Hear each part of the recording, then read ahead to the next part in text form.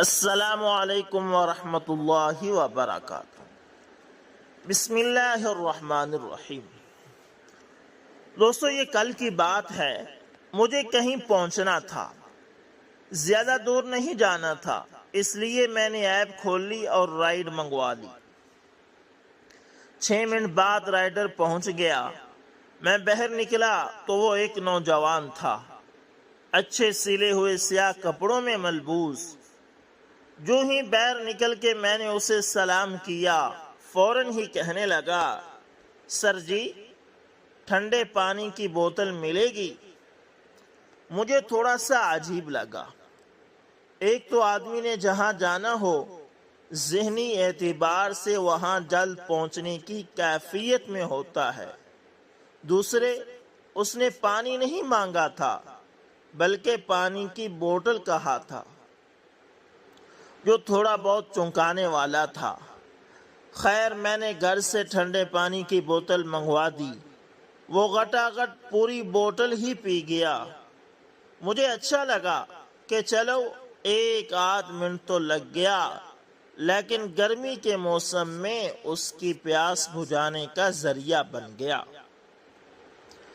اس نے پانی پی لیا تو پھر ہم روانہ ہوئے۔ بوتل اس نے پکڑے رکھی اور راہ میں کچرے دان میں پھینکی۔ وہ ایک مؤدب اور سلیقے مند نوجوان معلوم ہوتا تھا۔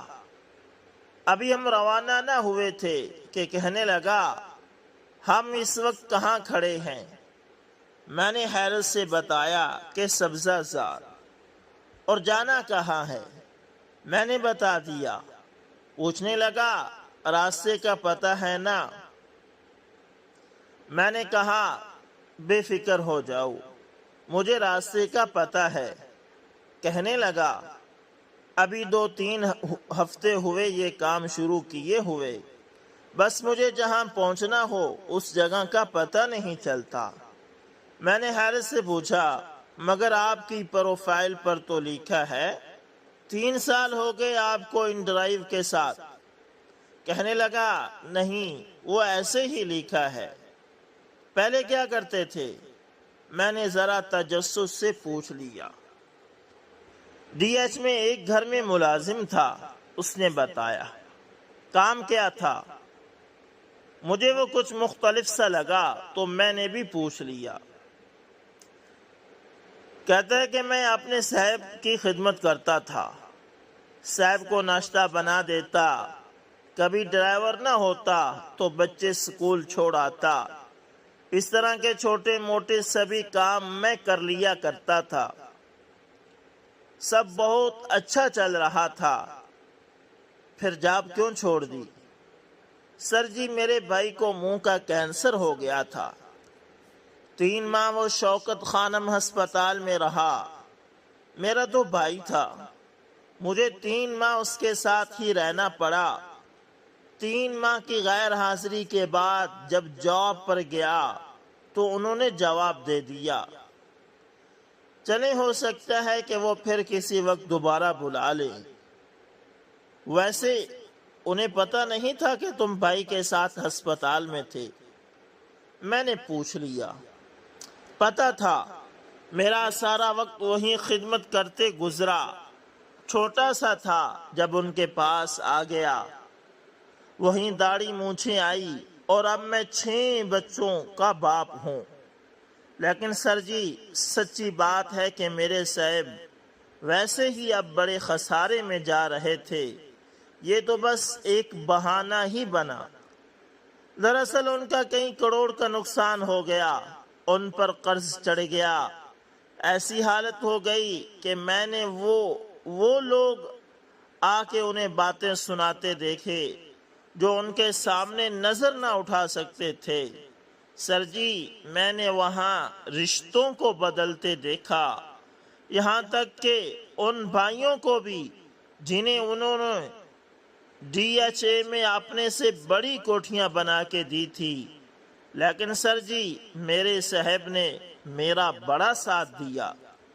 میری شادی انہوں نے کروائی، میرے بچوں کی ساری فیسز وہ دیتے تھے، مجھے 4 مرلے کا گھر انہوں نے بنوا کے دیا۔ اب بھی جب کبھی مجھے بلائیں میں چلا جاتا ہوں۔ سر جی، ایک دن میں نے بڑا عجیب منظر دیکھا۔ ایک شخص کے انہوں نے 1.5 کروڑ روپے دینے تھے۔ اس نے بڑا تنگ کر رکھا تھا۔ وہ شریف آدمی تھے، انہوں نے کبھی اس طرح کے حالات نہ دیکھے تھے۔ ایک دن وہ اسے اپنی پراپرٹی پر لے گئے۔ یہ کل 2 کنال جگہ تھی۔ یہ جگہ انہوں نے اسے دکھائی کہ چاہو تو پیسوں کے بدلے یہ جگہ رکھ لو، پیسے تو ابھی نہیں ہیں۔ اس بات کا پتہ اس کے چھوٹے بھائی کو چل گیا۔ وہ اگلے دن آیا اور بہت بولا، کہنے لگا اس میں آدھی جگہ میری ہے، تم نے میری اجازت کے بغیر یہ جگہ دکھائی کیسے؟ سر جی، یہ وہی بھائی تھا جس کو انہوں نے 1 کنال کی ڈیفنس میں کوٹھی بنا کے دی تھی۔ حالانکہ میرا صاحب خود 10 مرلے کی کوٹھی میں رہتا تھا اور 1.5-2 کروڑ اس نے اب بھی میرے صاحب کے دینے تھے۔ وہ چلا گیا تو مجھ سے رہا نہ گیا۔ میں نے کہا صاحب جی، آپ میرا گھر بیچ لو، آپ ہی نے تو لے کر دیا ہے۔ اگر آپ کے حالات ٹھیک ہو گئے تو پھر بنا دینا، نہیں بھی بنا تو پھر بھی کیا ہے، آپ نے ہی تو بنا کر دیا ہے۔ یہ سن کر میرے صاحب رو پڑے، کہنے لگے آپ کا گھر کتنے کا ہوگا؟ میں نے کہا 50-60 لاکھ۔ میرے صاحب آنسوؤں کے ساتھ کہنے لگے، نہیں، رہنے دو، اس سے میرا کیا بنے گا، تم بھی رہائش سے جاؤ گے۔ پھر وہ اور میں، ہم دونوں روتے رہے۔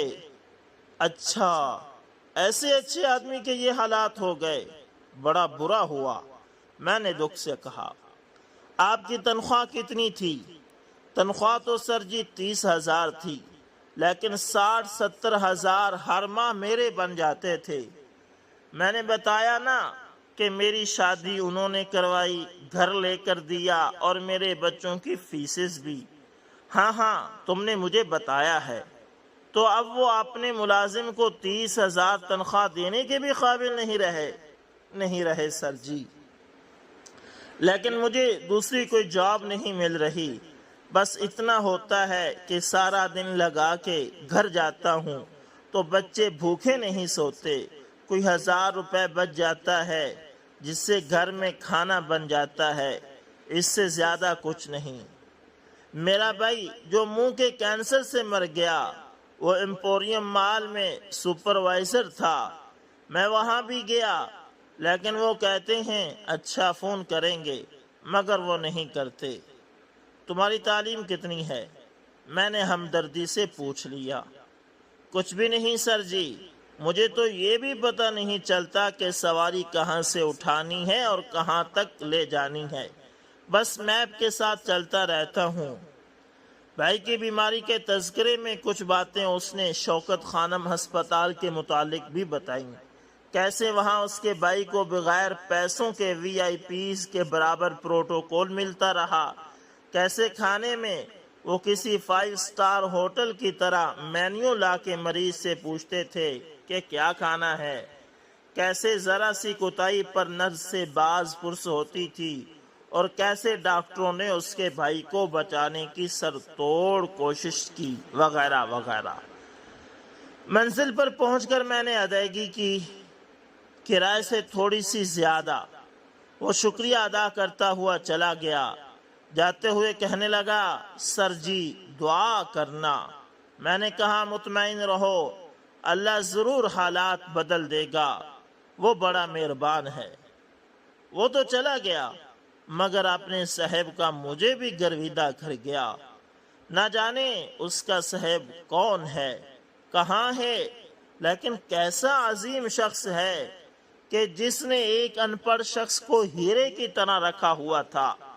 یعنی اتنی سیلری اور ایسا اچھا برتاؤ اچھے بھلے پڑھے لکھوں کو دفتر میں بھی کبھی نہیں ملتا، اور آج یہ شخص اس گھر سے نکلا تو اسے پتہ چلا وہ تو بس ایک بائک رائڈر تھا، مگر اس کے صاحب نے اسے گویا ہیرا بنا کے رکھا تھا۔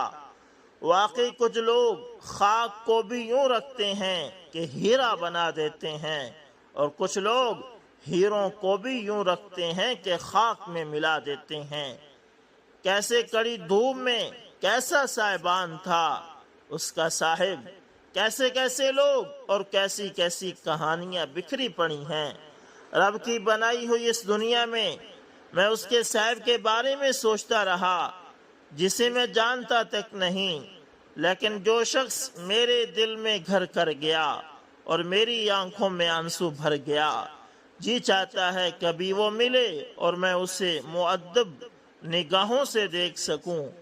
اسی لاہور کے کسی گھر میں ہی تو وہ رہتا ہے، ویسے معلوم نہیں اچھے لوگوں پر ہی ایسے برے حالات کیوں آتے ہیں۔ امید کرتا ہوں دوستو ویڈیو اچھی لگی ہوگی، پسند آئے تو لائک شیئر کمنٹ لازمی کریں۔